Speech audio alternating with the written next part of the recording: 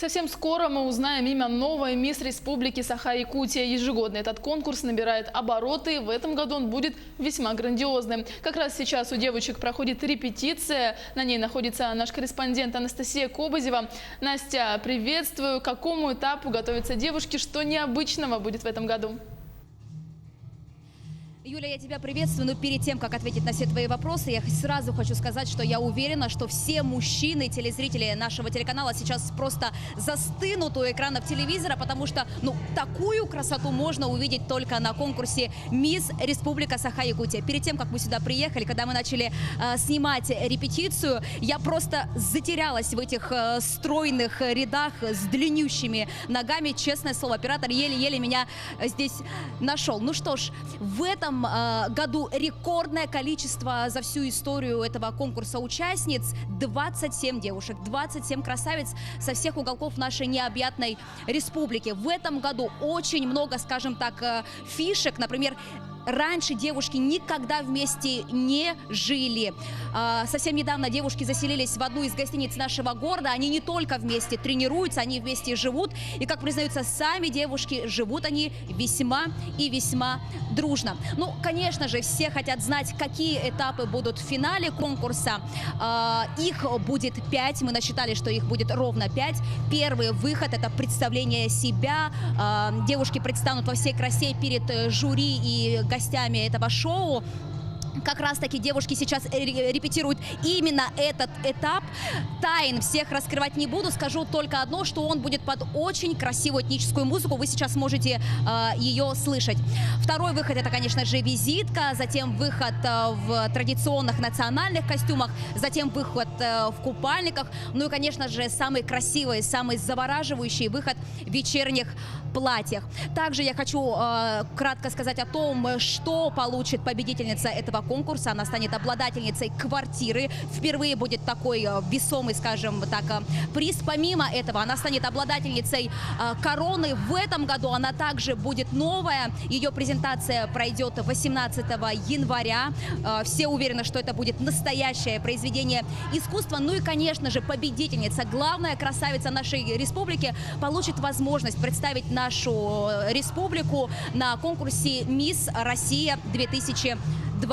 Ну, очень много. Я говорю, я уверена, что жители, телезрители нашего телеканала хотят видеть и услышать наших красавиц. Я такую возможность сейчас предоставлю. Мы пообщались с ними перед репетицией, и давайте послушаем, что они нам рассказали. Тяжело, но все девочки стараются, все активные, все принимают участие, все молодцы, чтобы достойно выступить 24-го. Вот скажи, пожалуйста, ты учишься? Не мешает ли это твоей учебе? Нет, учебу я закончила и как бы полностью погрузилась в работу. Вот скажи, пожалуйста, ты, наверное, настроена только на победу. Чем будешь поражать членов жюри? Я настроена, конечно, только на победу. Я постараюсь, я выложусь максимум. И буду поражать своей грацией, наверное. У нас 3 девочки 17-летних. Да, мы самые юные среди всех. Вот скажи, пожалуйста, вот вопрос, который всех интересует. Между вами есть, скажем так, соперничество или вы все подружки? Вот знаете, я когда пришла на этот конкурс, я была готова ко всему. Я была готова и к каким-то жестким мерам среди девочек. Но нет, мы все очень дружные. И у нас в коллективе максимально располагающая обстановка. Вот скажи, пожалуйста, у вас будет очень много выходов. Вот какой для тебя самый сложный? Какой ты больше всего боишься? Я не боюсь ни один из выходов, потому что я в себе уверена. Я, наоборот, их с предвкушением жду и жду финала. Вот скажи, пожалуйста, ты и учишься, и работаешь, вот ежедневные тренировки, репетиции тебя не отвлекают от твоих обязанностей, скажем так? Честно, у нас осталось всего лишь 2 недели, поэтому нам пришлось взять перерыв.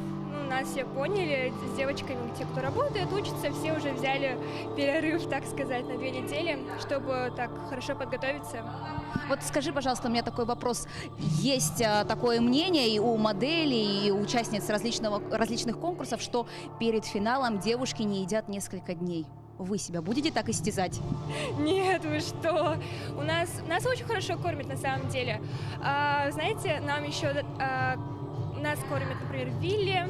Нам дали такой салат. Сначала первое блюдо мы думали, ой, ну трава, все, листья, пошло.